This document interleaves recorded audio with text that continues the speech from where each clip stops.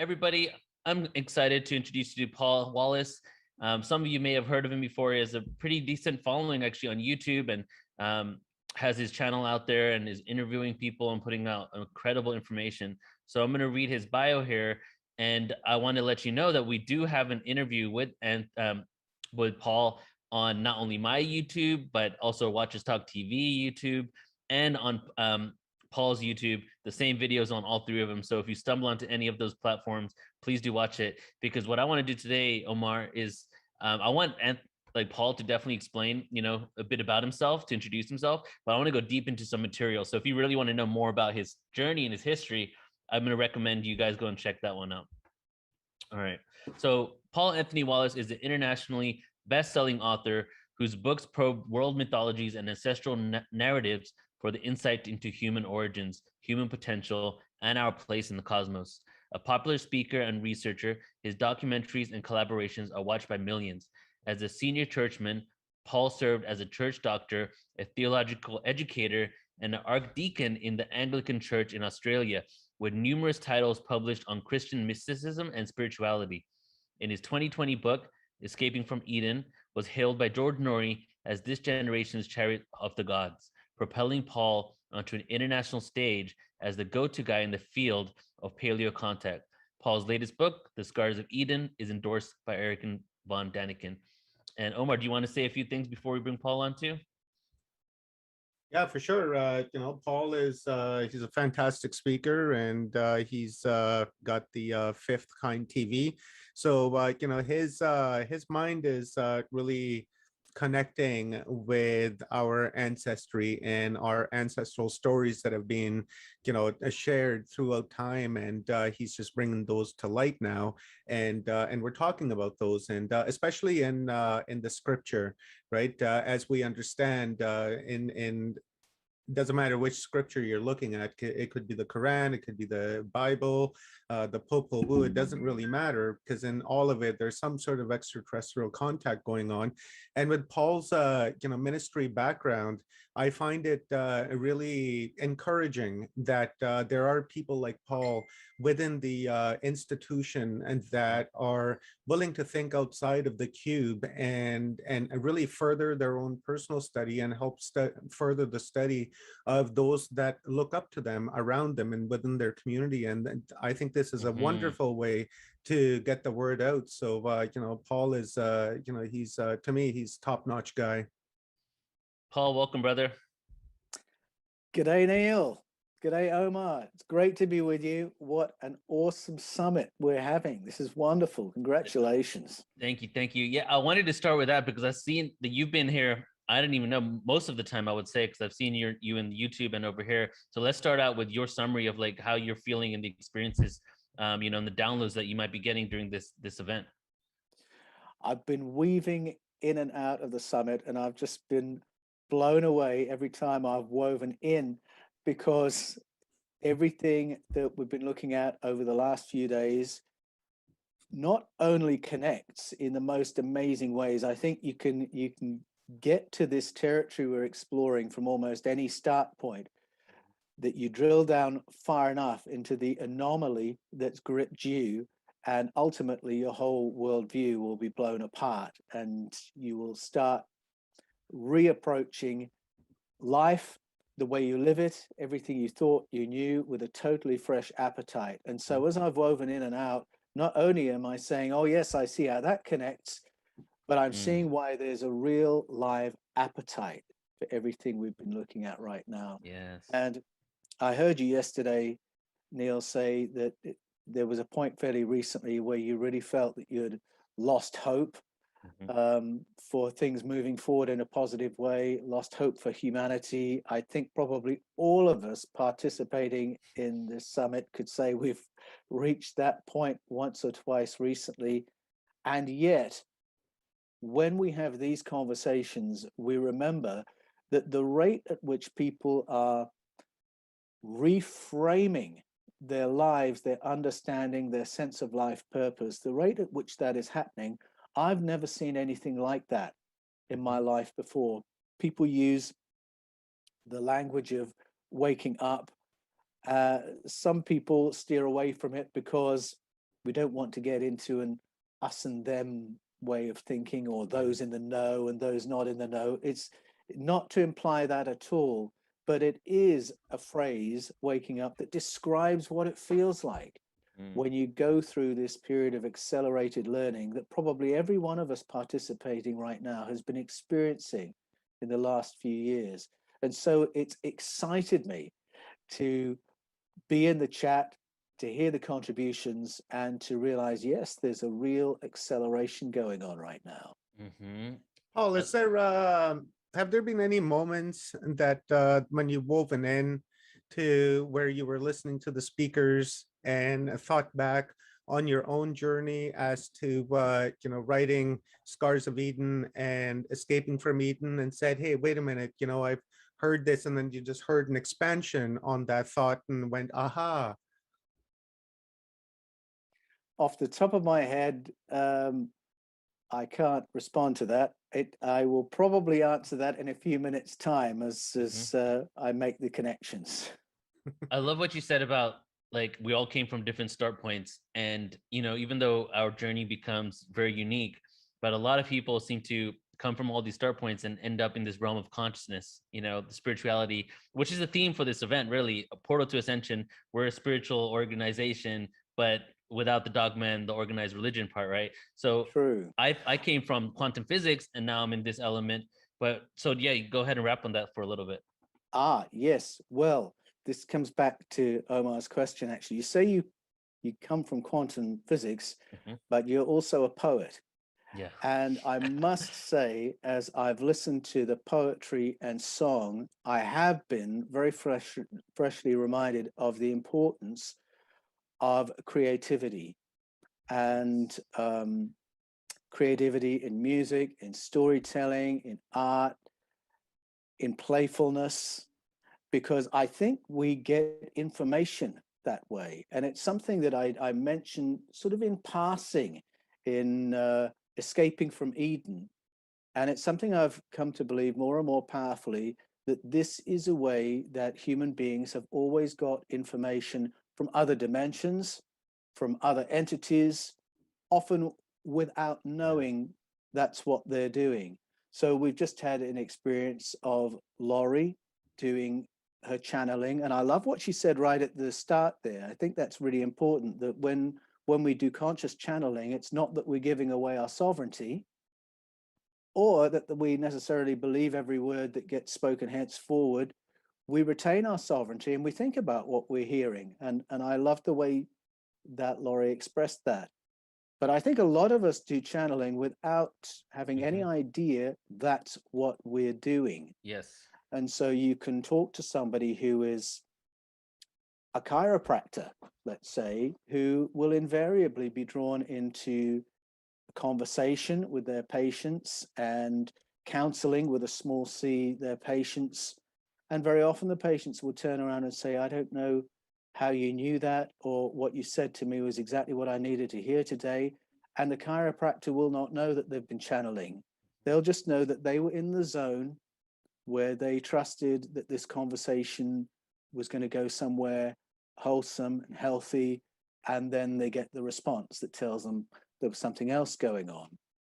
I found that myself in the counseling room through the years in ministry. And you try and put yourself in a receptive place where you're in a what you might call a flow state. Yep. And you can see that there's something alive in the conversations you're having. You can see the impact of it. You can see the truthfulness, insight of it is being experienced, but you can't pin down exactly what's happening or where this insight is coming from. And what you are doing is channeling without knowing that's what you're doing. And I think when you get into a creative flow with the kind of poetry you do, Neil, it's almost like what happens when say a stand-up comedian has a stand-up persona. And if they get on a stage and they get into that persona, they can flow for 1 hour, 2 hours and be hilariously funny and truthful, because they've found this way of tapping. Yes. And the tapping is the persona that they've adopted. I think it's like that often in songwriting and in poetry and in the creative work that you do, for instance, Neil. And so this is an answer to your question, Omar. I've come back through these contributions over the last couple of days to remembering the importance of that and just elevating it a little bit higher still in my own thinking. That's beautiful. You're basically, it's the inspiration and the art, the creativity. We're tapped in, and when we get out of our own way, so to speak, we're able to step into this flow state where this information comes out. And you know, like for example, my poetry, I don't remember any of the words up front. Like if I just went to like the third paragraph right now, I could not tell it to you. But as soon as I start it, it would just come out. You know, it's just like imprinted in me. It's just that state of just like conscious. I guess that's not even conscious channeling. It's just like a intentional. It's just where I'm at, right? And then that energy just flows through me as I'm doing whatever I'm doing. Like I've even had downloads, entire packages of like projects, events that I wanted to do that just came in that moment. And I feel that a lot of people, as the more and more we work on ourselves and get away from that reactory state, we can all be into that flow state and start channeling some real truth, you know? Absolutely. One of my favorite mystics from the Western tradition is St. John of the Cross. I don't know if you're aware of him, but he was writing in the 1500s. He was part of the Counter-Reformation. And for people who don't know, what that means is after the Reformation, when half of Europe broke away from the Roman Catholic Church, because suddenly people remembered you can have a direct relationship with God. That's what all that was about. There were mystics and theologians in the Roman Catholic Church who wanted to champion that within the institution, so that all those who hadn't left could tap into the reality of that. And John of the Cross was one of those guys. And I discovered him when I was 26, 27 years old. I found this book on the shelf in the library at Theological College. It wasn't on the syllabus, but I recognized the title, The Dark Night of the Soul.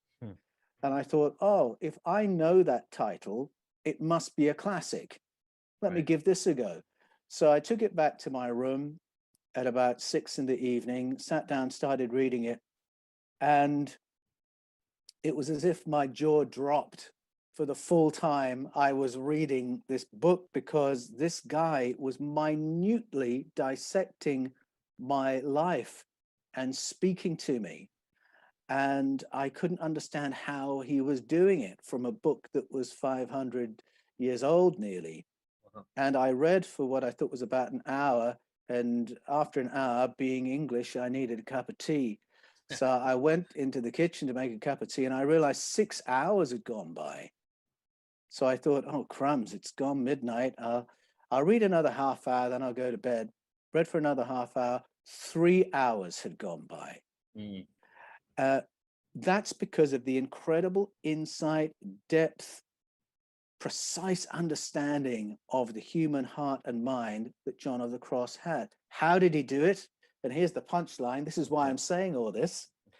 And that's because when he was in a very dark moment, he had been imprisoned in a hole in the ground in solitary confinement for 3 months, because his work was threatening the establishment of the institution. In that pit, literal pit of darkness, the way he survived was to write a poem. And then when he got out and he had his freedom back, he looked at the poem and thought, oh my goodness, this is profound. And he wrote the book, Dark Night of the Soul, to unpack what was in the poem. Wow. And that book became a classic. And it is one of the great pinnacles of Spanish literature. And it is what gripped me for 9 hours solid, nearly 500 years later. So that's another example of what you do, Neil, where you're saying, I couldn't go to paragraph 3 and say it to you. I have to do the whole thing because it has its own life. and you produce the poem, and then I'm sure you go back and think, whoa, there's a lot in that. And I'm sure a lot of people come to you and Seriously. tell you there may be more in this than you even knew, Neil. Yeah. And so I think that's a wonderful illustration of the importance of the creative aspect. It is not separate to understanding ourselves and understanding the cosmos. It is an organic part of how we do it as human beings. That's so interesting. And, you know, I want to get into some ancient history talk here, but we're having such a great conversation about this because it's almost like when you think about it, but when you use your brain that's inside of you, all of a sudden it kind of like stops that flow. It could, you know, so like when I'm doing these poems and I'm flowing, and when I start thinking about what's next, I get nervous and I stop, you know? So it's like the universal mind, which is not the same as the brain, is really what you're tapping into. Oh, yes, absolutely. I absolutely believe in that. And at another more prosaic level, it's like looking at your feet when you're running up a flight of stairs. If you do that, you trip over. Just run up the flight of stairs. Yes. Also, we got to keep in mind is that we have an antenna in our skull, and that is working 24/7. And higher your awareness of yourself is the extent of your torus, and you're able to reach out into the ether and make those downloads either consciously or subconsciously. So when you're fully informed, and then the universe is speaking with you in ways that really blow your mind. And when you learn to pick up on that, that really is where the downloads are coming from, and all this information is unfolded. That's exactly right. I think I've said this to you before, Omar, but I remembered recently going to stay at my grand's house. This was back when I was growing up in England, and she lived in a valley. And so her analog TV had really poor reception. It would always be a fuzzy picture. There'd be this white noise in the background until one of us stood next to the TV. And then the picture would go crystal clear. And that's because our bodies were better antennae than what was on the roof. You know, the metal design structure to pick up the radio waves and television waves. Our bodies are antennae, quite literally. We're crystalline. We are. And through all those ways, we are able to access information that is beyond ourselves, which is part of what we do when we channel or when we do our art. I think that's a big aspect of how it works. But then something else that was mentioned just recently, I think it was Laurie who was saying it, is that we do have genetic memory and epigenetic memory. So just as an illustration of this, I met a guy recently. He was serving me in a pharmacy, and he's very, very slim. And I said, what's your secret to staying so beautifully slim? Because at my age, this is an interest of mine, if I can put it that way. And he said, oh, I will tell you the story. He said, our family were not thin people traditionally until I think he said my grandfather, it was either his grandfather or his great-grandfather was in, it was either Auschwitz or Dachau, and he survived. But when he came out, he was incredibly thin. And then he had a family, and his kids were incredibly thin. And then they had children, and they were incredibly thin. Prior to concentration camp, that family was not a thin family. But in the concentration camp, the great-grandfather's body had to learn how to live thin. And that lesson was passed on genetically to the family ever since. So this is what epigenetics is about. That is information that is processed by a living biological life form that is then transferred on the genes. So responding to the environment, learning something is then passed on through the genes.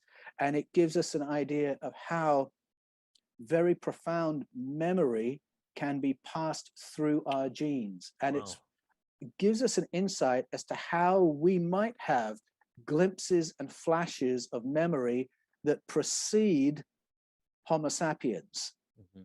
Our ancestry goes much further back. And at one level, it might go to other parts of the cosmos. Yeah. Epigenetic memory on the DNA, gives us an idea of how we might have glimpses of memory that's even older. So we tap that as well as what's in the field right now when we activate ourselves, such as through art and creativity. Yeah, and that's what I was saying this morning, that there's a difference between the intellect and intelligence. Yeah. Our body is intelligent, which has a container of intellect within it. And sometimes we become trapped within that intellect, but our bodies have memories going back millions of years. Your body knows how your grandfather looked, you know, like 10,000 generations ago, and knows exactly hair for hair where everything was, what they ate. So, you know, I appreciate that that you said that. And one more thing, Paul, Erich von Däniken is an absolute legend, right? He, really began this entire movement that that we're all involved in and have expanded on, and really have worked hard like Neil has.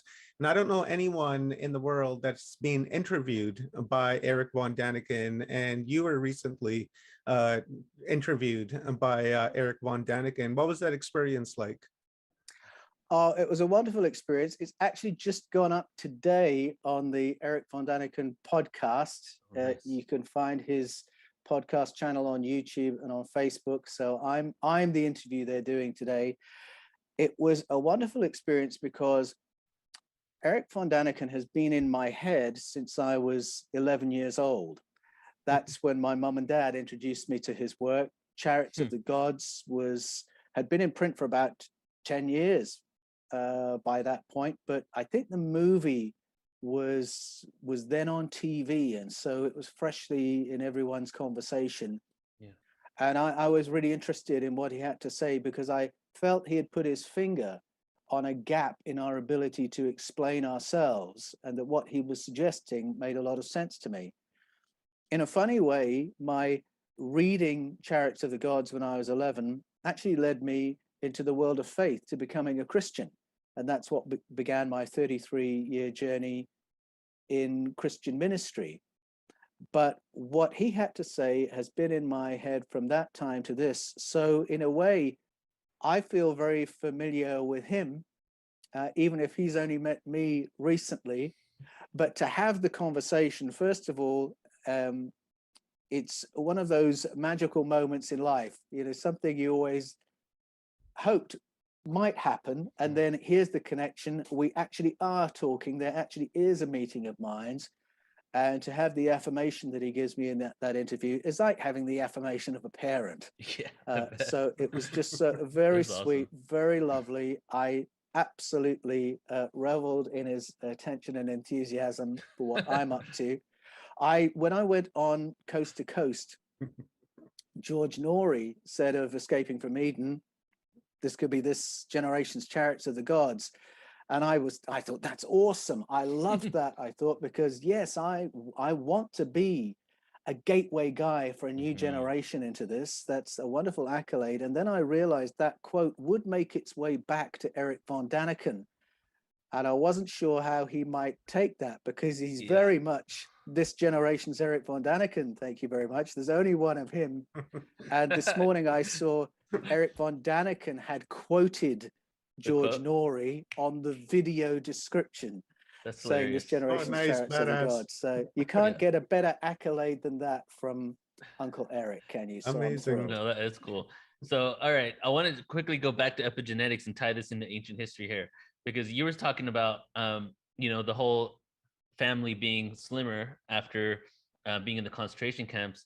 But what I got from that is that environment affects our genes, right? So for quite some time, people thought they were victim to genes, and now they realize that there's kind of a balance with the environment actually having that effect on our genes. Through ancient trauma, right? Things have been basically embedded within us, but now through conscious intention, awakening, we could probably shift in our genes through the opposite of that, rather than trauma, through some sort of enlightenment, right? And I want to tie this into the flood that happened, right? The Great Flood. That probably was a collective trauma that was embodied in our like being in our human vehicle. What do you think about that? I think you're absolutely right, Neil. What I found on my world tour of ancestral narratives is that the memories that overlap from culture to culture are very often the memories of traumas. Not only that, because a lot of cultures remember visitors from the stars coming in our deep past and nurturing humanity in the beginning, teaching us how to live on this planet, what plants are good to eat, which are poisonous, which are good for medicines, how to do sanitation, how to build a structure without it falling down. So many cultures credit extraterrestrial visitors, Right. or maybe even interdimensional visitors, with the tutelage of our ancestors. But as you look through the story of beginnings in the Bible, which is where I started, because I came into this through teaching pastors how to interpret the Bible, as I studied those stories of beginnings in Genesis 1 to 11, I found a number of stories of traumas that recur in cultural narratives all around the world. And there are at least 2 flood narratives in Genesis. You've got Genesis 1 that begins on a devastated planet that's flooded. And then you've got another flood described in Genesis 6. And yes, I think those memories are carried epigenetically. But I agree with you, Neil. What we inherit on our genes is not the end of the story. It's not the end of the genetic story. And so that pharmacist showed that there was a change in the information that the genes of his family would carry. So when we go back to a story like we're told in the Popol Vuh, for instance, or in the story of Abassi and Atai, the epic story out of Nigeria, those stories both say that we were engineered, adapted, modified, hardwired to serve as a working class for the ET colonizers. Not a very attractive story, not a story that you would invent to aggrandize kings and queens or us or ETs or anybody. It's not an attractive story, it's a memory. And I think it's not difficult to see in the history of human society is that we are hardwired to serve superiors. It's why we watch 1% TV. It's why we're so easily manipulated by despots and xenophobes and autocrats, or even employers. Yeah. We are hardwired to defer to the superior, but that does not have to be the end of the story. And I believe that many of the great luminaries of the ages, people like Buddha, people like Lao Tzu, people like Jesus Christ, many of them had teachings that were directly aimed at unraveling that programming, and getting us into a paradigm where we see each other as brothers and sisters, where we see each other as being already in union with one another and with the cosmos. Yeah. I love the description of God that the Apostle Paul gives in Acts 17. He's having to describe God from scratch to an audience that's not a Jewish audience, it's not a Christian audience, so he has to go from scratch. And so he says, by God, I mean the source of the cosmos and everything in it, that in which we all live and move and have our being. And I love that form of words because there's no separation in it between us and God, us and the source, us and one another. And then immediately he says, as one of your own poets has said. So immediately he's quoting Greek culture and emphasizing me, we are all one. And he mocks the idea of sacrificial religion, the idea that we should serve a superior God, and reframes that as we serve one another. In the same way, Jesus reframes the idea of loving God as we love one another. Yeah. And those teachings are aimed at unraveling that slave wiring and getting us into a brotherhood, sisterhood wiring. And Just there to are many teachings aimed at exactly that, to alter what we do, how we live, and then what we pass on to the generations that follow. Just to go back a little bit here, Paul, when you said that we were taught what to eat, which plants to eat, which animals we can eat, we see that really explained in all of the scriptures.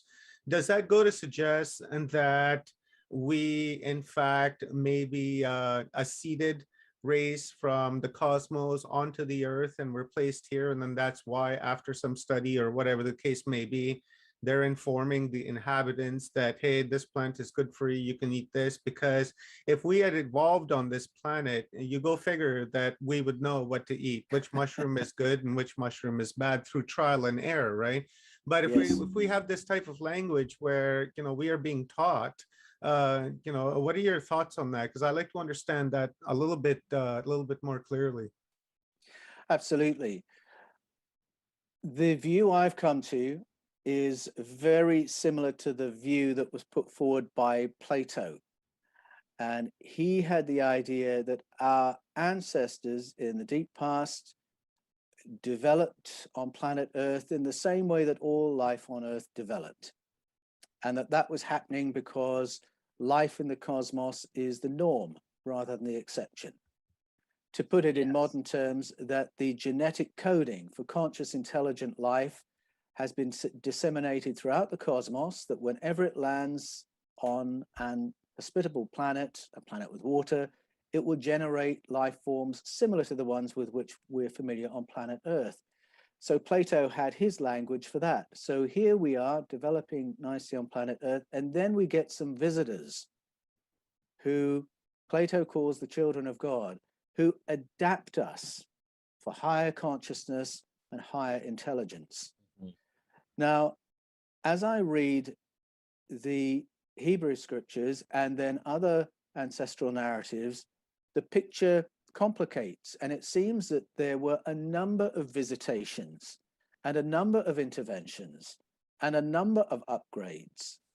And in Genesis chapter 3, we've got a story of a very decisive upgrade where our visitors are working with and the Popol Vuh has a parallel story, working with some kind of a primate to upgrade the primate to be the working class, to go and work down the mines, as Genesis hints at, or as the Sumerian stories spell out. And so they upgrade it for higher intelligence. That's what happens in Genesis 3. So now you've got a creature that is part earthling and part the visitors. Right. Now that's the story that's told in the Greek stories, the Vedic stories, African stories, Sumerian stories. It's there in the biblical story. So now you've got something that is part earthling, but now there's something else as well. Yeah. And you've created essentially a brand new species.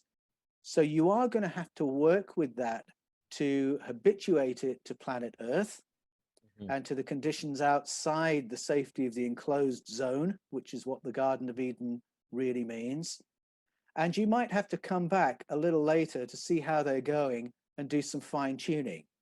It's like a designer dog. That's what it reminds me of. That's so funny, exactly. Yeah. That's exactly what we have done, exactly what we've done with cats and dogs. So now we've produced some dogs, for instance, that are very beautiful to look at, but might have some breathing difficulties because of what we've done, or some eye difficulties because of what we've done, or spinal difficulties because of what we've done. And if we truly love our species of dog, we'll need to do a little bit more fine tuning so that we're not giving them health problems. So that's quite a good parallel. So a few interventions have to happen, and there are so many ancient indigenous memories of helpers turning up to fine tune us, to help us adapt to the environment. There are lots of clues in Homo sapiens that there's something that doesn't quite fit with planet Earth. There's another layer to this story. Right. And then there are other things that can require another intervention. And so if you go, for instance, to a story that's told by the Mohawk, the Mohican people, there was a time when they found themselves in unfamiliar territory, in an unfamiliar climate and where the survival of their tribe was very uncertain. They were not on their ancestral lands eating their familiar foods. And then helpers appear from out of nowhere to show them what is safe to eat here, where you find the medicines here. And so there's been a change So in the amazing. environment that requires help.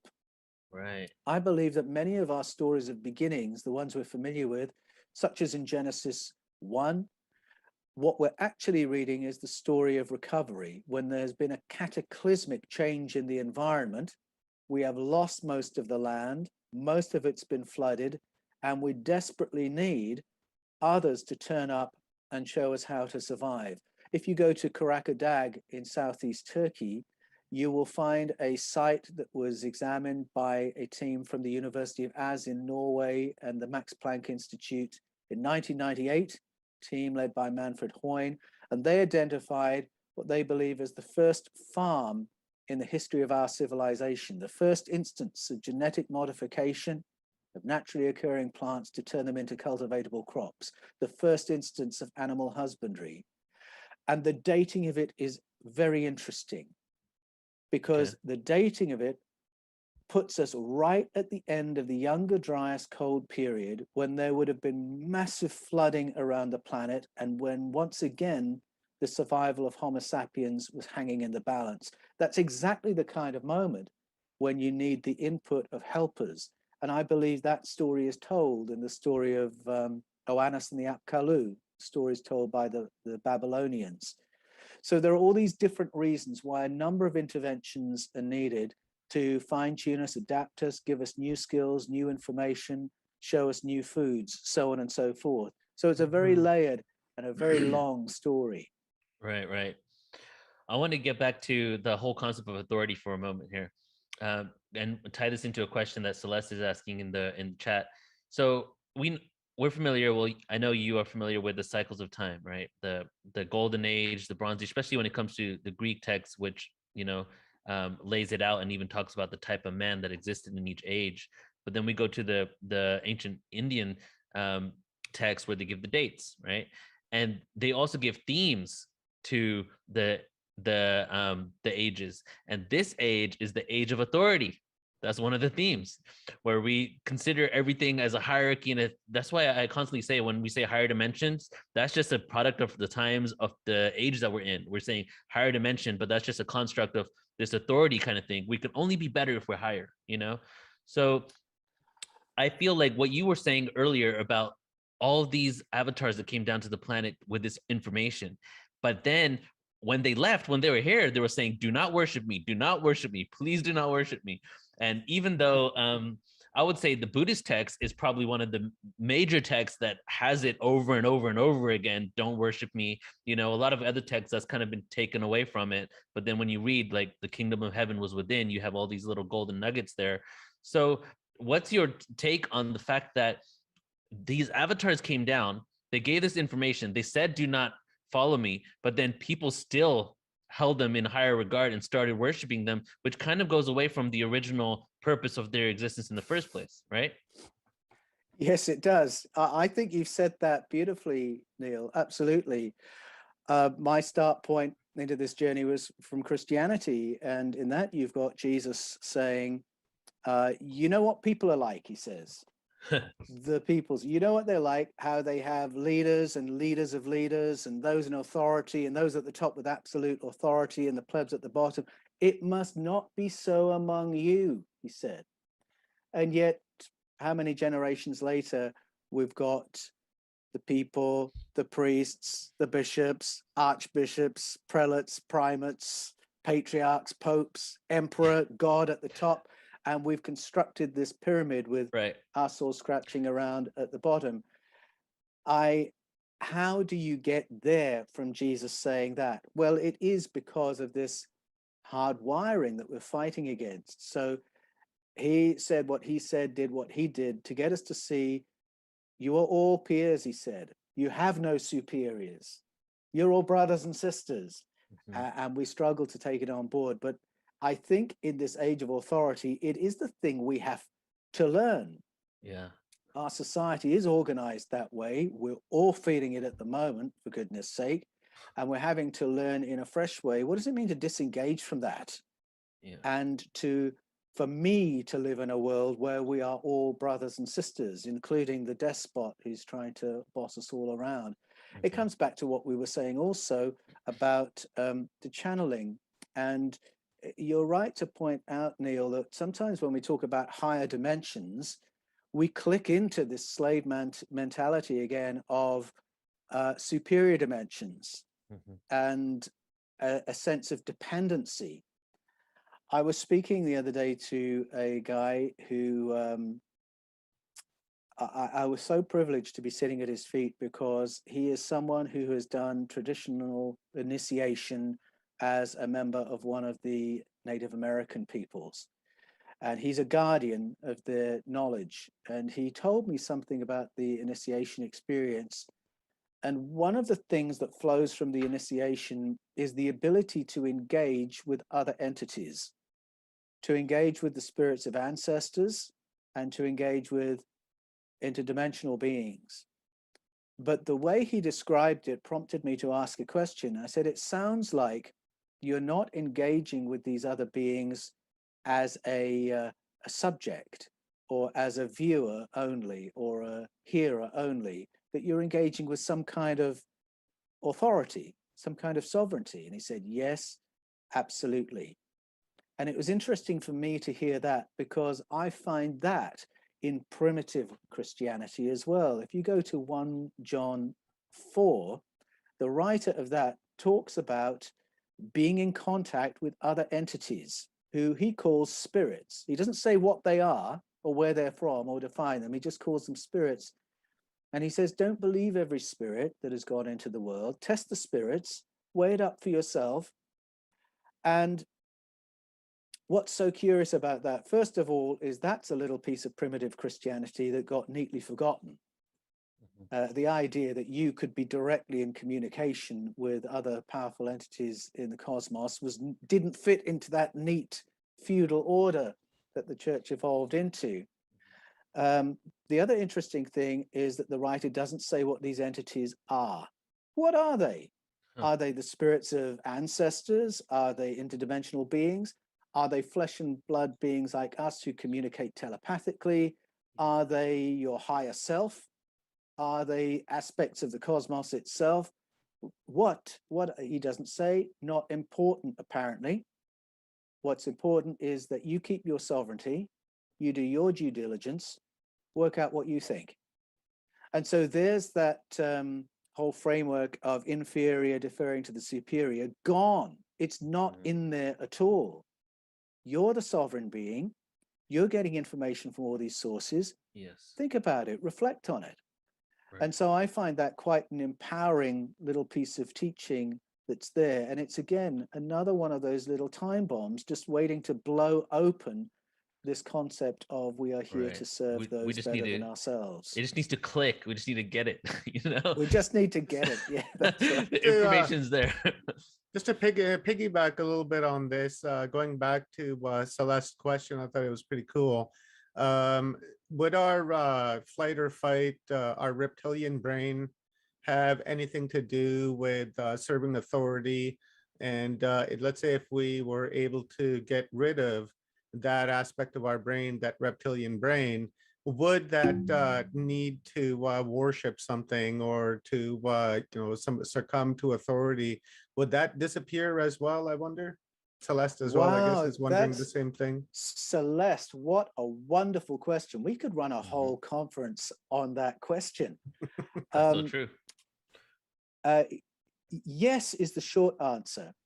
But of course, we can't get rid of our reptilian brain. It's right in the core of our brain.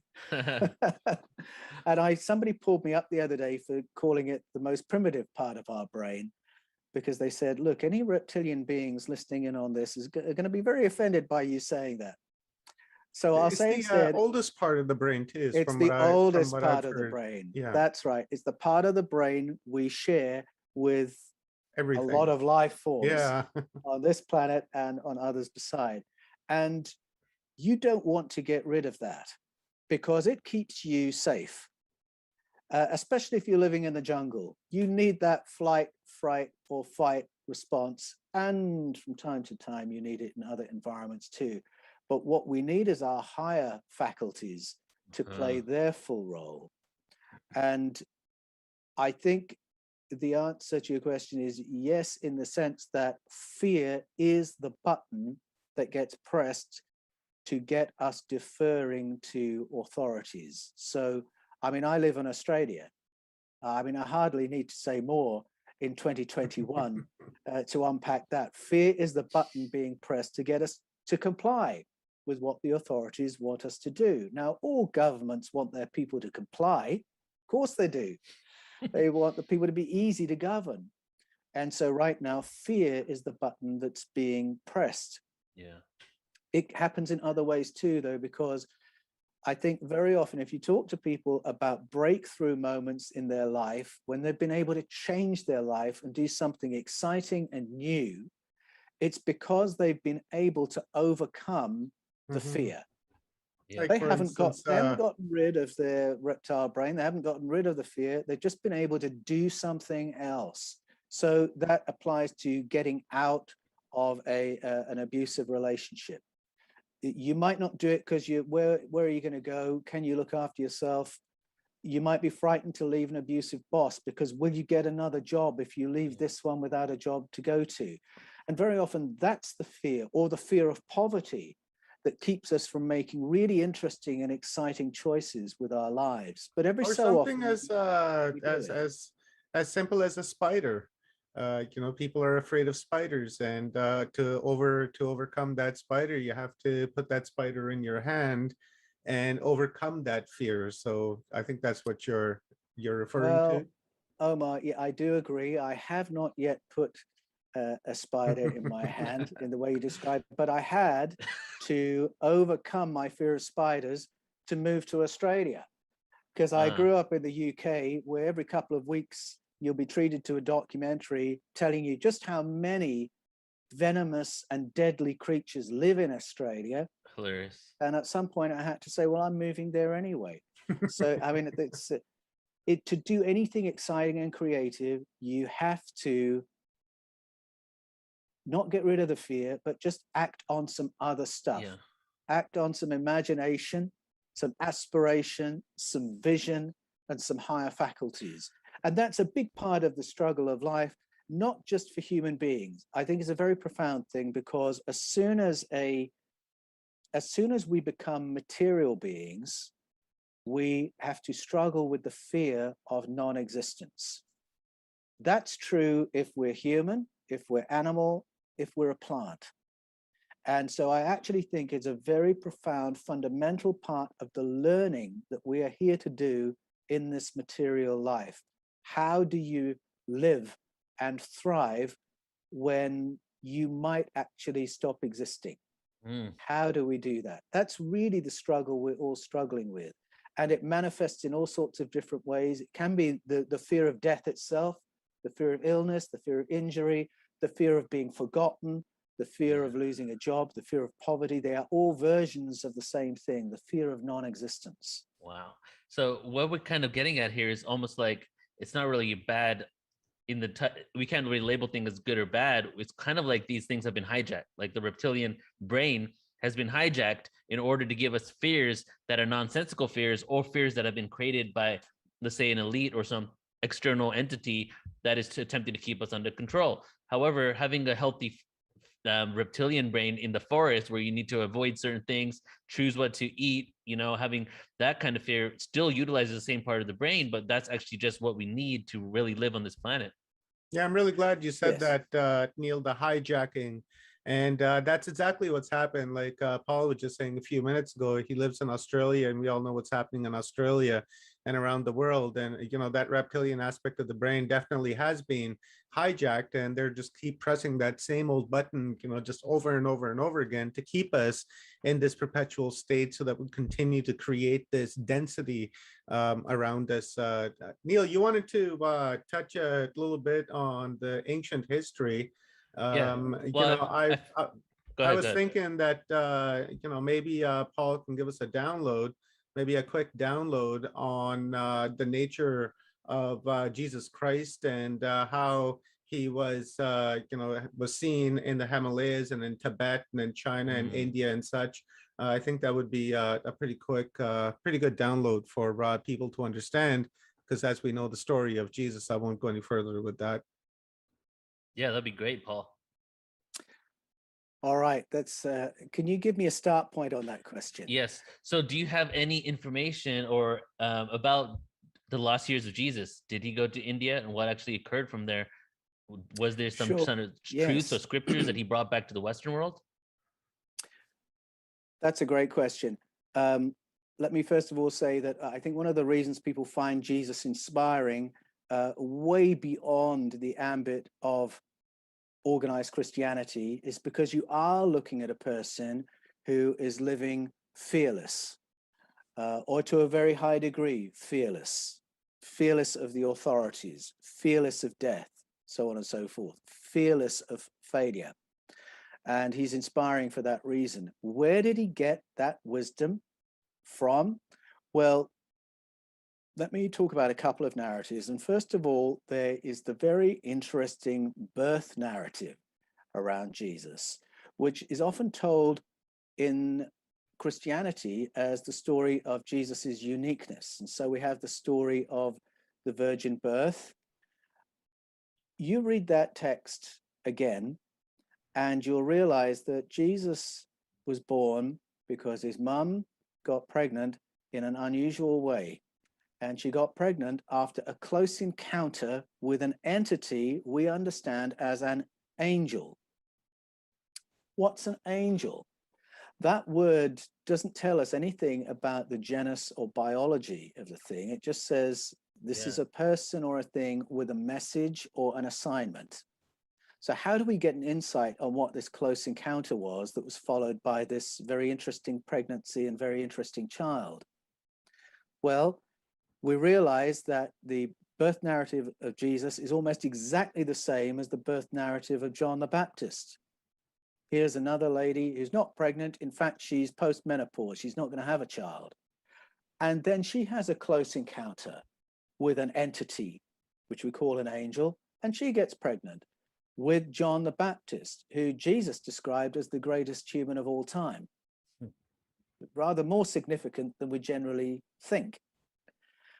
Read his story and you'll realize, wait a minute, that's very similar to the birth narrative of Samson, very similar to the birth narrative of Isaac, the son of Abraham and Sarah.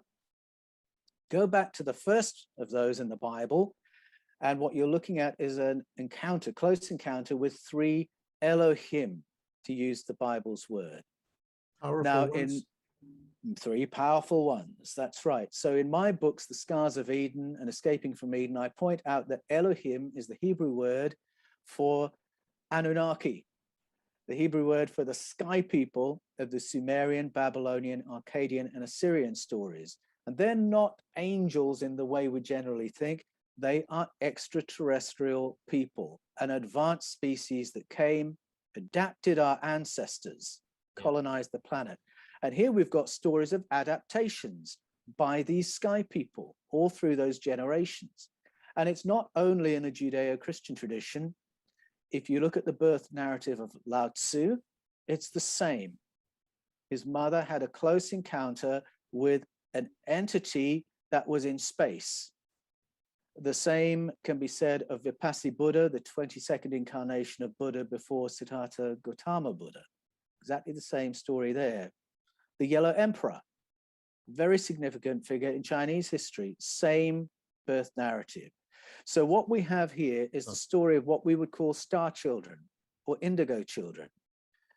Children who were just like you and me, except something happened in their conception, in their development, in their mother's wombs, that meant that the people who emerged were highly intelligent, highly conscious, very aware of who they were and of their relationship to the cosmos and to the source. And so Jesus has conversations with the source, whom he addresses as Father.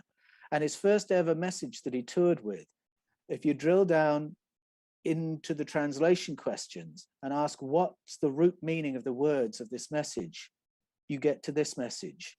He says, go beyond the mind, because the power of the cosmos is available to you.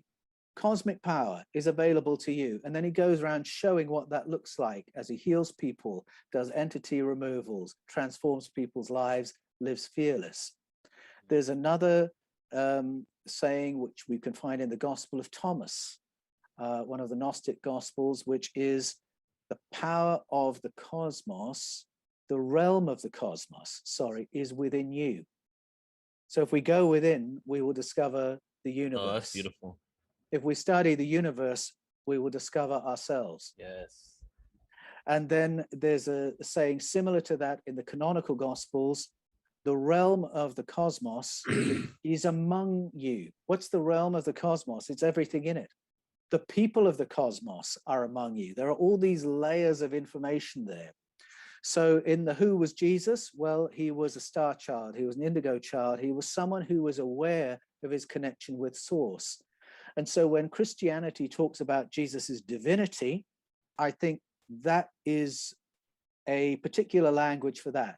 Jesus, the source, were one, and he modeled what that can mean for all of us. And I think when Christianity was feudalized, what we lost was the idea that Jesus was modeling something for every one of us. And so institutional Christianity got into the worship of Jesus. We defer to the superior. We've clicked back into that instead of Jesus has shown us what's possible. Now, that's his story at one level, that he had this advantage. He was more conscious, he was more awake, more intelligent because of something about his birth. But we can read his story at an entirely human level as well. And if we do that, we have to ask, where did he get this from? Because not all of it is there in Judaism. And a lot of what he says is ringing notes that we would recognize from Eastern thought, from Buddhism. Now, if you go to Plato, writing 4.5 centuries before Jesus, it's clear he was tapping Eastern information, which he was either accessing by reading Eastern documents or by reading Egyptian documents and getting the knowledge that way. But he had that awareness. The Apostle Paul was very aware of Plato, quoted him and altered those quotes a little bit to adapt it for what he was saying. Is it a stretch to think Jesus might have been as clever as the Apostle Paul, as clever as Plato, with as much knowledge as they had? It was a very international world at that time. If he wanted to study the thought of the world, he could. And it's entirely possible that during the almost 30 missing years we've got of explaining his life, he could not only have gone to cities with libraries or to communities with libraries, he could have traveled, because the trade routes would have got him very easily around the world and as far as India. And Silk Road. Sorry? I said, I think the Silk Road was around at that time too. Absolutely. It was a well-established trade route, so much so that people would travel for what we would call tourism, not just to trade in things as merchants, but to go and see another part of the world. If you go today to Tibet, Nepal, Kashmir, Ladakh, and visit the Buddhist communities and talk to the lamas, they will tell you so matter-of-factly, Jesus was here. Jesus was here during those missing years, and they have very specific stories about where he stayed, how long he stayed there for, how he fitted and didn't fit with the local communities, how some liked him and some found him very annoying. And the stories are very consonant with what we hear about Jesus in the canonical Gospels. And then there are some places, such as Kashmir, where the local story says, well, Jesus was here when he was older. And that really puts the cat among the pigeons, because you then have to go back and say, okay, let's look again at that resurrection story. Have we read that right? But whether he was there older or younger, I think it's really interesting to see the connections between Eastern thought and what is there in primitive Christianity, because this understanding of ourselves as beings of consciousness, which then become material beings, we're here to learn something, and then we go on to some other plane to carry this learning with us. That is a Yeah. very consistent story. And I think if we grasp that, we can see it in the Gospel of John describing Jesus's life story. We can hear it in Plato describing all of us. I think that worldview gives us a real courage and confidence with which to go at this life, to learn the learnings, to have the experience, and to make the most of the experience we're having instead of being too anxious about changing it. Or, you know, from time to time, all of us find ourselves in situations where we're thinking, why has this happened again? Why am I learning this lesson again? Mm-hmm. And we think it must be because we're failing in some way. I think it's not that. It's because we are going from level to level, doing our learning and applying the learning. And I've had to reframe that experience of, oh, I'm in this situation because I actually know how to handle this. And I'm going to learn how to handle it at yet another level this time around. Or I might make an entirely different choice as part of my learning journey. But whichever it is, I think that framework gives us a confidence to say, okay, this is the situation, this is the scene, these are the other players on the stage, let's go at this. Right, right. So we only have a few minutes left, but I do want to get to a question. First, a couple of comments on what you just shared. You know, there's actually a documentary on YouTube on how Rome got its riches from India. And it was because they basically took over the trade routes in between Saudi Arabia, current Saudi Arabia, and Egypt from the Greeks and the Egyptians. And then there was over 1,000 ships going from the Roman ports all the way to India and getting all these spices and like so many different things. So Rome actually had a huge connection to India, almost larger than probably larger than anybody on the entire planet at the time Jesus was around. So that makes sense. Also, the mudras, when you see different types of Christian paintings, they're doing like hand gestures, and it's been speculated that those are the same as different mudras from India. And one last thing, the rosary. The rosary is the mala bead from India that was taken and basically, you know, utilized in the Western world. So I think those are some parallels right there. But here's my question. William Henry touched a little bit on that yesterday. Yeah, he did. So my question is pretty interesting and synchronistic how we got to this, because you ended your the last part that you were talking about angels was the one question I wrote down that I really wanted to ask you was the last thing that you said towards the end. So it's like perfect how it worked out. And beings have come down to this earth and they look higher dimensional. Maybe they're glowing, maybe they have some technology. And a lot of times I feel in our ancient past, we probably thought of them as gods because it's authority kind of thing, and they had so much more power than us. So in your opinion, is there specifically an angelic realm that exists and these beings have a more direct connection to source? Or are probably all of these angel stories just some sort of ET being, whether they had our best interest or not in mind is a different story. But I'm curious because some people think there's an actual realm, an angelic realm. So just being in this and your life journey, what do you think? Well, as I have drilled down into the translation questions that are there in the Hebrew canon, what emerges is the story of a sky council with all kinds of entities on it. So this is what Haim Eshed calls the Intergalactic Federation that's chosen not to self-disclose. He talked about that just before Christmas, the former chief of space security for Israel. Brigadier General held that position for 27 years. And what that implies is correct, a whole range of beings. So you've got ETs who are flesh and blood like us, they're just from other planets, and they figured out subspace or warp technology or wormhole technology so they can actually get to other planets, colonize them, etc. Then you've got archonic entities, energy-based beings that sort of parasite off biological life forms. And then you've got interdimensional entities. And these are talked about by cultures all around the world. And I think our angel stories, some of them are actually stories of ETs, some of them are stories of Pleiadians, I believe, who came in the deep past and assisted us, and they have a certain physical look to them. And some of our angel stories, I think, are interdimensional entities that give us a kind of invisible tutelage. So they might be the spirits in 1 John 4. They might be the archetypes that we encounter when we do ceremony or have a psychoaffective tea or whatever it might be. And we get some really profound input on how to engage in this life.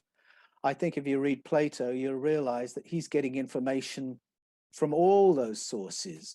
When people talk about an angelic realm, I think they may be talking about other dimensions and altered states of consciousness that allow us to access those. But then they might be also talking about the realm of the cosmos, where others turn up who may be helpful. And those are our angelic stories. So I think that whole spectrum is there. I actually find the word angel or angelic really unhelpful these days, because it's not telling us who we're talking about. I'd rather hear what was the experience, what did the entity do, and get to the nuts and bolts of it. Right. But I think there is a huge diversity. We are living in a kaleidoscopic multiverse, and we are in contact, I think, with all those levels. And that's what we're beginning to experience. And I think it's that contact that can best break us out of the limitations of the age of authority that we're all experiencing right now. Right. I feel like a lot of times when we say angel, we almost give it this like label that means higher connection to source, right? More of a connection. Well, in terms of connection with source, I would say that let's not forget Homo sapiens. We are very attractive to some of our neighbors because of our particular way of tapping into source. We were talking about human creativity earlier. I think that is something quite special about Homo sapiens.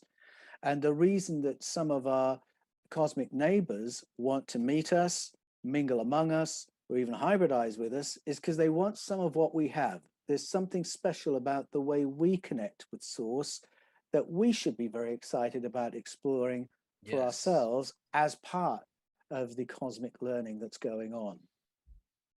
Beautiful. Paul, thank you so much, brother. You're amazing. I really just love the fact that we're connected and all the infinite information that seems just to be coming from you and your explorations into all these subjects. So I appreciate you so much, bro. The feeling is absolutely mutual, Neil. I love our conversations and I will look forward to the next time. Congratulations again on this summit. I think it's been absolutely splendid. And the people you've pulled together and the energy with which you've imbued this summit has been wonderful. So Omar, Neil, thank you to you both. Thank you. Thank you very much, Paul.